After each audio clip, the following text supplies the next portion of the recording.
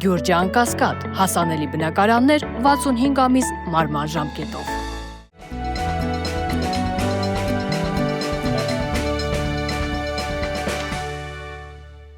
Բարև ձեզ, սիրելի հայրենակիցներ։ Կրկին շաբաթ եւ կրկին եթերում է Խաչմերուկ հավելված հաղորդաշարը։ Այս անգամ փորձենք հասկանալ, թե ինչ է կատարվում Հյուսիսային Եվրոպայում,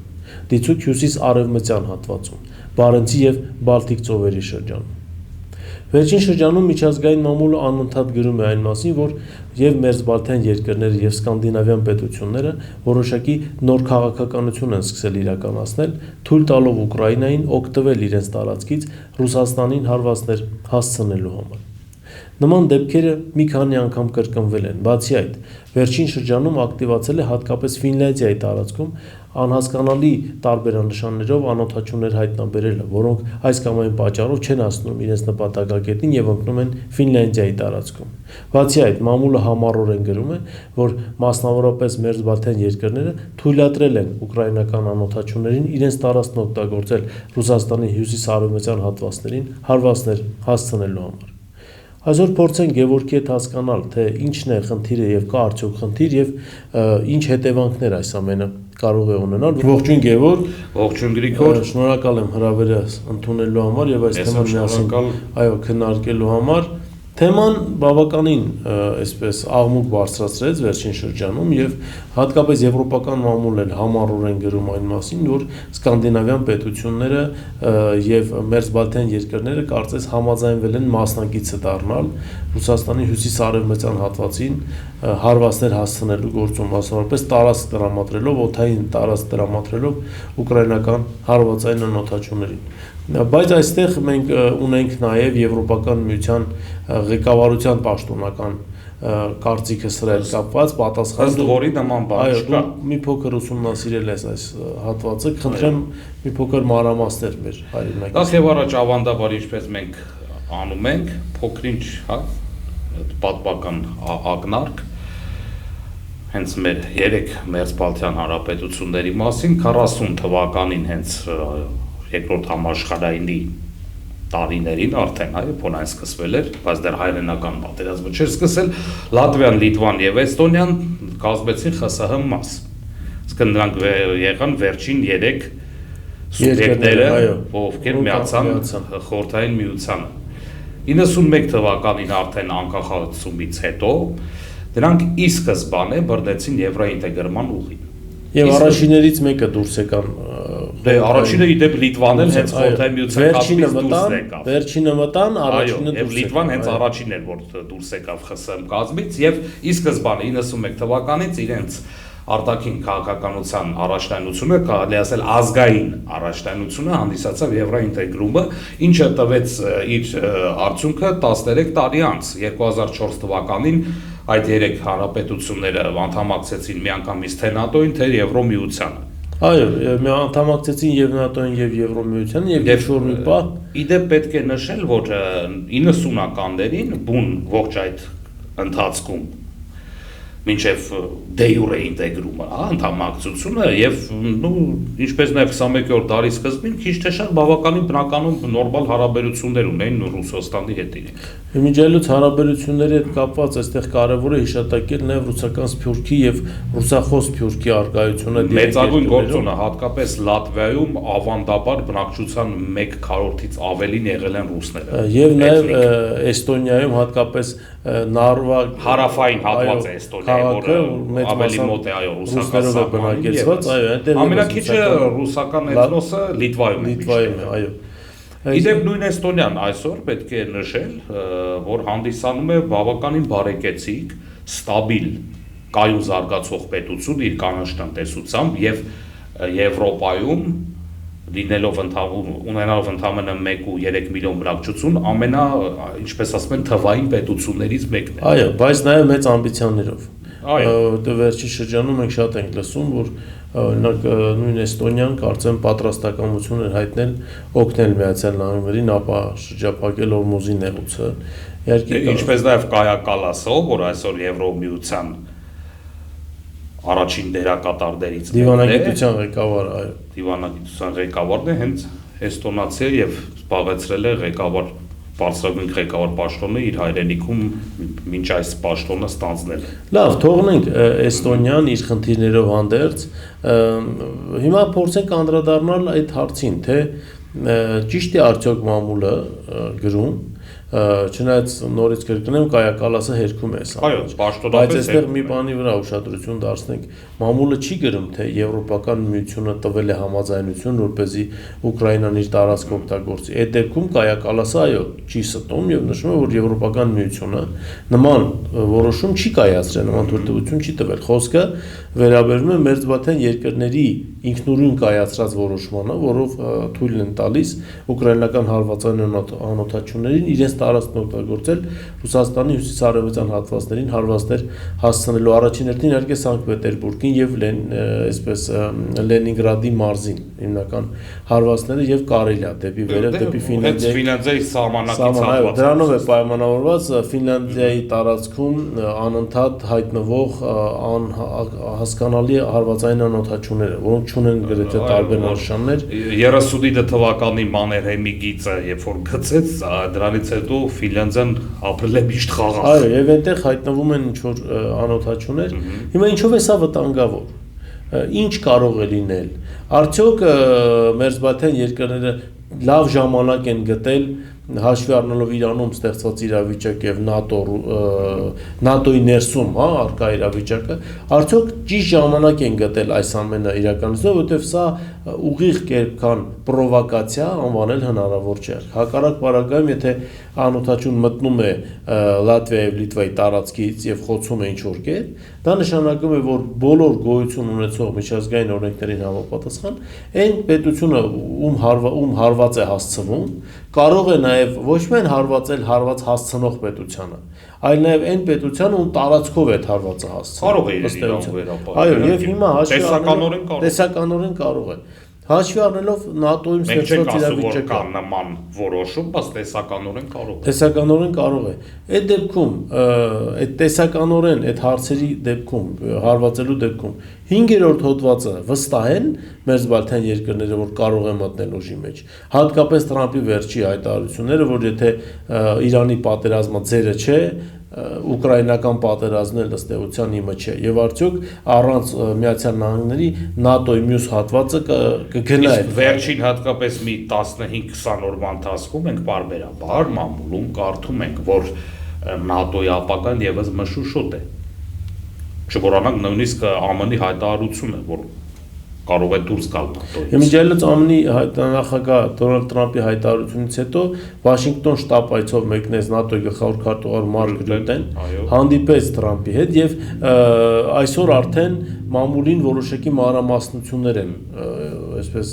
հայտնի դարձել այդ հանդիպումից, հիմնականում հանդիպումը եղել է փակ,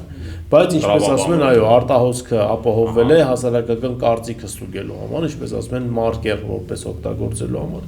Եվ այնտեղ նշվում է, որ Թրամփը ըստ նույն մամուլի տարածած տեղեկատվության խնդիր է դրել կամ պայման է դրել Մարկ Ռյուտեի առաջ, որ համոզել եվրոպական երկրների ղեկավարներին միանալ Միացյալ Նահանգներին Իրանի դեմ ռազմական գործողություններում եւ օգնել ապաշրջափակել Օրմուզի նեղուցը։ Հակառակ բaragայում Միացյալ Նահանգները կարող է դուրս գալ ՆԱՏՕ-ից։ Չմոռանանք, որ արդեն ԱՄՆ-ն ստացել է կոշտ պատասխան առաջինը Իսպանիայից, Ֆրանսիան էլ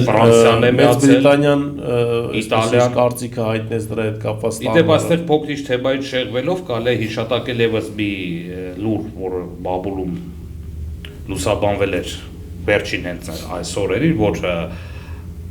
համաշխարհային մասշտաբով էներգակիրների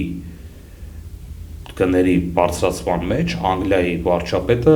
մեղադրել էր Թրամփին եւ չգիտես ինչու Պուտինին։ Դե ես կարծում եմ դա տրենդ է արդեն։ Արդեն տրենդ է, բոլորի մեղադրում են։ Ինչ էլ որ լինի, այդ երկու մարդը հաստատ մեղավոր։ Հաստատ մեղավոր է։ Այո։ Բայց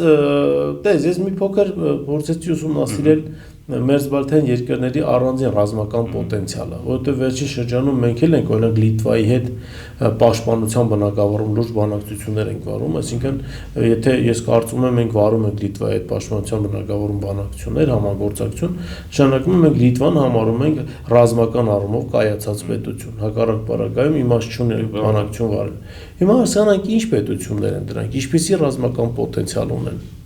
Երբեք ըստ էության իրենց բանակներով չեն փայլել եւ բնակչության թիվն էլ չի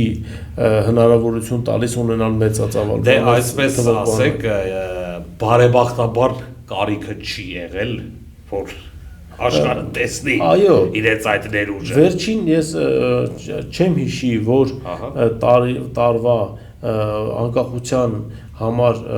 հրավիրված զորահանդեսներ Լատվիայում եւ Լիտվայում, որտեղ մոտ են իրար օրերը անկախության հռչակման, բայց այնտեղ մի հետաքրքիր հանգամանքի հանդիպեցի, որ պարզվում է Լատվիան եւ Լիտվան իրար հետ 7 տանկ ունեին։ Այսինքն Լատվիայի զորահանդեսին Լիտվան էր իր տանկը տալիս, հետո հակառակ փոխանակում։ Ինչպես նաև նշենք, որ այդ 3 պետությունը միասին 26 թվականի դրությամբ իրենց բնակչությունը կազմում է 6 միլիոն 100,000 մարդ մոտավորապես։ Երեքը միասին, այո։ Դե Էստոնիան նույնիսկ ըստ տարիներին եղել է ամենաքիչ բնակեցվածը։ Մեկ կարծեմ 2 չէ։ Հիմա 1.3 միլիոն է։ Հա, 1.3-ը իդեպ իրենց պիկն է։ Դրանից ավել ԽՍՀՄ տարիներին էլ չի եղել։ Եվ այս պարագայում մի հատ էլ շատ վտանգավոր իրավիճակ կարող է ստեղծվել։ Մենք հիշատակեցինք Լիտվան, մենք հիշատակեցինք և ֆիքսեցինք, որ ՆԱՏՕ-ում այսօր, ինչպես ասում են, գլուխները խառն են և հայտնի չի, թե ինչ արձագանք կստանա առասարակ, եթե Մերձբալթյան հատվածում ռազմական գործողություններ սկսեն։ Եվ Ստոլտենբերգը ոչ վաղ անցյալի ՆԱՏՕ-ի ղեկավարներից մեկը, իդեպ հմուտ մասնագետ, դա պարտադիր պետք է նշել, օրեր առաջ հարցազրույցում նշել էր, որ ըստ նրա եւս ՆԱՏՕ-ի ապագան անհասկանալի է։ Լատվիան, Լիտվան եւ Էստոնիան, հիմնականում Լիտվան, այնտեղ ունի մի հատ էլ խնդիր՝ Կալինինգրադը։ Այսինքն, այո, այսինքն ինչ ես կարծում, նույն Լիտվայում կամ առասարակ ՆԱՏՕ-ում հաշվարկ արվել է ռազմական գործողությունների սկսվելու դեպքում կամ հարվածային անօթոչությունների թեման շահարկելու դեպքում արդյոք ելնելով այս իրավիճակից եւ օգտվելով այս իրավիճակից որոշակի ցամաքային գործողություն այնտեղ չի արվի հայտնի Սուլավյան միջանցքը ապաշրջապակելու եւ Ռուսաստանի մայր այսպես հատվածի եւ Կալինինգրադի միջև ցամաքային կապը վերականգնելու համար որ հիմա փակ է որ հա հիմա փակ է բայց միշտ նորմալ բնականոն ռիթմով Լիտվայով աշխատել այսինքն այստեղ այս որոշումը կարող է հակառակ արդյունք ունենալ նույն Մերձբալթյան երկրների համար եւ ուղղակի պատերազմ հրահրել այն դեպքում որը այս պահին ձեռնտու չի ՆԱՏՕ-ին նոր ճակատի բացում Ուկրաինայից հետո մի հատ էլ նոր ճակատի բացում առանձին Մերձբալթյան երկրներում հետո չէ զուգահեռ այո դա մեծ հաշվով բավականին խնդրահարույց է դրան գումարած Եվրոպական միության ներսում էլ արշալույսները գիտենք խաղաղ չեն Հունգարիա կա, Սլովակիա կա, ինչպիսի կլինի նրանց դիրքորոշումը, նրանք էլ են մոտ հարևաններ, այո։ Մեկ ամիս առաջ Իտալիա, Իսպանիան տեսանք իրենց դիրքորոշումները։ Այո, այսինքն այստեղ ինչն է ստիպում Մերձբալթյան երկրներին գնալ այդ արտգացախնդրությանը եւ հրահրել, փորձել հրահրել ինչ որ նոր բախում, որտեղ ես գիտեմ, որ Էստոնիան էր հայտարարել, որ Բալտիկ ծովով անցնող ռուսական նավերը պետք է զննության ենթարկվի իրենց Շվեդիայի հետ են Լիտվան վերջերս հայտարարություններ այլ որ ընդհանրապես պետք է առևտուրը դադարեցնել Ռուսաստանի հետ։ Դե իրենք էներգակիրների հետ կապված այդ բռել համակարգը վերացրեցին ըստ էության, որը պատճառ դարձավ էներգակիրների շեշտակի աճի գնի Մերձբալթյան երկրում։ Դա ուրիշ հարց է։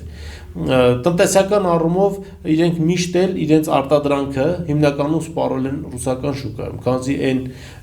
պահածոները, հիմնական ձկնային պահածոները, որ արտադրում էր Լատվիան, այո, հայտնի շպրոտները, այլ սպառող չունի ուղղակի, քանզի Եվրոպայում դրան չեն էլ ճանաչել։ Դե ավանդաբար այո, Մերձբալթյան երկրների ապրանքները սպառվում են նախկին ԽՍՀՄ երկրներում հիմնականում։ Հետևաբար, ես նաև վստահ եմ, որ այդ որոշումը, որ կայացվել է Մերձբալթյան երկրների կողմից տարածքի տրամադրման հետ կապված, այստեղ եղել է արտաքին ազդեցություն եւ արտաքին միջնորդություն։ Տրամաբանություն կա, իհարկե, որտեվ ես ինքս էլ հակված չեմ կարծելու, թե Վիլնյուսը, Ռիգան եւ Տալինն են կայացրել այդ որոշումը։ Բայց այդ որոշումը կայացման հետևում ոչ թե Վաշինգտոնն է, այլ ես ավելի հակված եմ, որ Լոնդոնն է դրա հետևում։ Վաշինգտոն ես էլ չեմ տեսել։ Այո, քանզի սա Տրամպին պետք չի։ Ընդհանրապես Պետք չի Տրամպին, Ինչպես ասում են, միշտ պետք է տեսնել ում է դա։ Այո, ում է դա պետք։ Հատկապես որ մերձբալթյան երկրները այն դաշնակիցը չեն Միացյալ Նահանգների համար, զուտ թվականակի հետ կապված ռազմական ուժեր։ Դա Լեհաստան չի, Թուրքիա չի, որոնք առաջնային դաշնակիցներ որ մենք մտածենք, որ եթե ինչ-որ մի բան լեհական բանակը կկարողանա կամ սկանդինավյան եռյակը վերցնենք քարյակը տարբեր կատեգորիան շատ այո, սկանդինավներից խոսեցիր, նաև տեղեկատվություն կա, որ Նորվեգիան կարող է ներքաշվել բավականին տհաճ իրավիճակի մեջ, քանզի Նորվեգիայի, այո, Նորվեգիայի եւ ուրեմն Ուկրաինայի զինված ուժերը ստորջրյա եւ վերջրյա, հա, այսպես հարվածային անօթաչուներով ուրեմն մարզումներ են անցկացնում, զորավարժություններ են անցկացնում, որի հիմնական թիրախը ըստ մամուլի տարածած տեղեկատվության պետք է լինեն Բարենցի ծովով անցնող ռուսական նավերը, հիմնականում դա ստվերային նավատորմի մասին է գնում խոսքը։ Այ դու լավ նկատեցիր, այս ամեն ինչը պետք չի Նորվեգիային։ Պետք չի մի պարզ պատճառով, Նորվեգիան, որը ավանդաբար միշտ չեզոք է եղել եւ ամբողջ ունեցած իր ներուժը ներդրել է իր պետության զարգացման։ Բայց շատ հետաքրքիր է, ես ու չմոռանանք, որ Նորվեգիան ԵՄ անդամ էլ չէ, միայն ՆԱՏՕ։ Այո, ԵՄ անդամ չէ, հետեւաբար ԵՄ որոշումները նրա վրա անգամ չեն էլ ազդում։ Բայց որ ուսումնասիրում ենք, այնտեղ շատ հետաքրքիր է, հավաքվում են հիմնականում պետություններ, որոնք երկրորդ համաշխարհայինի ժամանակ էլ են իրար հետ եղել դաշնակից։ Նույն Նորվեգիան էլ է եղել հյուսիսում Հիտլերի դաշնակիցը ըստ էության։ Եթե Աստված մի արած է, Բարենցի ծովում սկսվեց ինչ-որ, քանզի եթե ինչ-որ նավ հարձակման ենթարկվեց, բնական է, որ պատասխանը լինելու է։ Այս դեպքում արդյոք հարվածի տակ չի դրվում ողջ հյուսիսային ծովային ուղին, կայունությունը, եւ սա միաժամանակ հարվածելու է եւ Չինաստանին եւ Միացյալ Նահանգներին։ Կայունության բրենդ տասնամյակներով։ Այո, այո, եւ հուսալիության բրենդ, այսինքն հերու բոլոր միջազգային կոնֆլիկտներից, Մերձավոր Արևելքից, Պարսից ծոցի հատվածից, Թուրքիայի նեղուցներից եւ այլն եւ այլն։ Այսինքն սկանդինավյան պետությունները, ովքեր ունեն մեծ լուրջ տնտեսություններ, խնդիրներ կառաջանան, ինչպես ասացիր, այդ ուղով օգտվում են նույն Չինաստանը, եւս մի top 3 հսկաներից մեկը տնտեսական աշխարհի։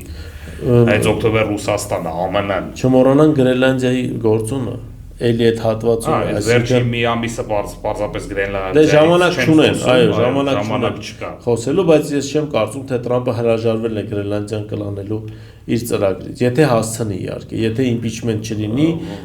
եւ եթե նույնիսկ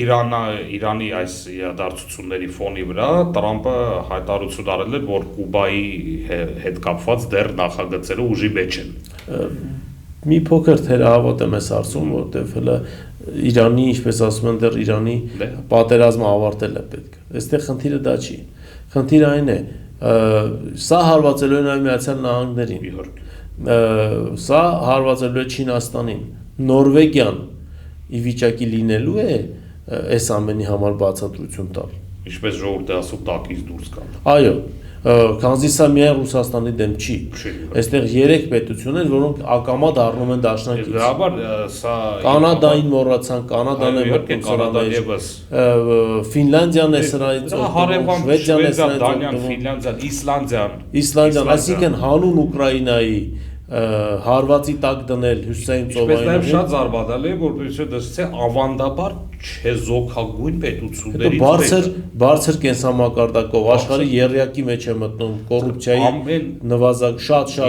նվազագույն ամեն տարի, երբ որ հայտարարվում է այն ռեյտինգը, թե որոնք են 10 այն պետությունները, որտեղ կարելի է գնալ եւ ապրել, ինչպես ասում են, առանց մտածելու։ Նորվեգիան այդ պետությունների մեջ է, այո։ Նավթ ունեցող պետություն եւ կա արդյոք երաշխիք, եթե հանկարծ Աստված մի արած է, հարվածներ հասցվեցին ռուսական ստվերային նավատորմի տանկերներին նավթ տեղափոխող։ Արդյոք Իրանի օրինակը չի գործի նաեւ այստեղ եւ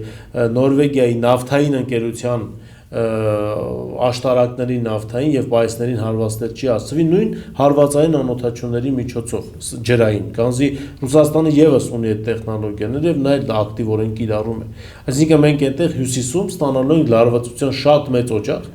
որը իր աշխարհաքաղաքական նշանակությամբ կարող է անգամ ստվերել այն ամեն ինչը, ինչ որ կատարվում է Ուկրաինայում կատարվում է, այո։ Թե Իրանում, թե Ուկրաինայում։ Թե Իրանում, թե Ուկրաինայում։ Բայց որովհետև դերակատարները բոլորի անունները, որ դու նոր նշեցիր, այսինքն բացի Չինաստան, Ռուսաստանից բոլորը ՆԱՏՕ անդամներն են։ Այո, բայց կարծես ՆԱՏՕ-ի ներսում մի պետություն կա, անտեսանելի ձեռք, որ իր դաշնակից Միացյալ Նահանգների համար այսպես ջանասիրաբար խնդիրներ է փորձում ստեղծել աշխարհի տարբեր հատվածներում։ Արդեն այդտեղ երևում է կղզի պետության, ինչպես ասում են, ականջները, այո, եւ այնպեսի այս տպավորություն է, որ իրենք, տես, չմոռանանք, 2022 թվականի մարտ Ստամբուլյան արձանագրություններ եւ այդ պետության վարչապետը Մեծ Բրիտանիայի չթաքցնենք։ Գալիս է Կիև եւ ասում է ոչ մի բանակցություն, մենք պիտի պատերազմենք մինչեւ վերջ։ Այսինքն այս ամեն ինչ այս մսաղացը կար հնարավորություն կանգնեցնել սկսվելուց ընդամենը 1 ամիս հետո։ Ինչի մասին մենք խոսել ենք։ Ինչի մասին այո խոսել ենք։ Այսինքն այս պետությունը անընդհատ շահագրգռված է լինելու, որպեսզի Եվրոպայում իրավիճակը, ինչպես ասում են, տաք լինի։ Այստեղ մի հանգամանք էլ կա։ Բրիտանական կառավարության որոշում, եթե չեմ սխալվում, շուրջ 16 զենք արտադրող գործարաններ են հիմնվել Մեծ Բրիտանիայում, որոնք այսօր 24/7 ռեժիմով անդադար աշխատում են,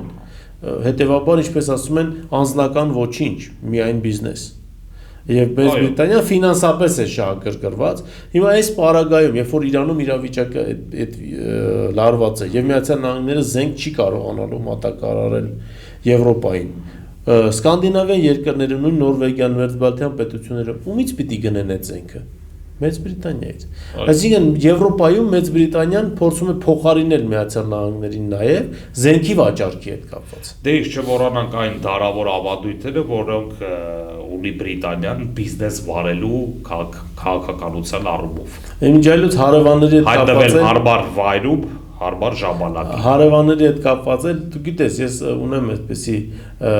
թուլություն, եթե կարելի այդպես ասել, տարբեր ժողովուրդների ասացվածքներ բարբերաբար փորձում եմ մեջ բերել, քանզի ժողովրդական ասացվածքները դրանք ամենից իմաստուն եւ ժամանակի քննությունը բռնած, այո, ասացվածքներ են։ Սերբական, եթե չեմ սխալվում, շատ հետաքրքիր այսպեսի ասացվածք ասում է, եթե առավոտյան երկու հարևան վիճում են, նշանակում է երեկոյան նրանցից յուրաքանչյուր իր տանը հյուրընկալել է անգլիացու։ Այսինքն հարևանների միջև հարաբերություններ խառնելու, հարաբերություններ վատացնելու վարպետներ են անգլիացիները եւ իրենք դա չեն էլ թաքցնում։ Հետևաբար իրենց է պետք բաժանին եւ տիրիչ։ Եվ մի հանգամանք էլ միակ պետությունն է հյուսիսի ըստ էության, որ չի օգտվում հյուսիսային ծովային ուղուց։ Այո, չի օգտվում։ Հետևաբար եթե ինքը չի օգտվում, պիտի այնպես արվի, որ ոչ ոք չօգտվի։ Քանզի դա իր շահերին էլ չի համապատասխանում։ Բայց բնականաբար ինչը դու դեռ ասեցիր, այս կոտրավաբանացը ավելի քան լավ գիտակցում են Վաշինգտոնում։ Հուսանք, որ Տրամփ Մարկ Ռյուտե բանակցություններում գաղտնի հատվածում, փակ հատվածում, նաև այս հարցն է քննարկվել։ Քանզի Տրամփ այսօր միակն է, ով կարող է կանգնեցնել այս ամենը հյուսիս-արևմտյան հատվածում պատերազմը։ Եթե Տրամփը հիմա սրան ուշադրություն չդարձրեց, ես կրկնվեմ,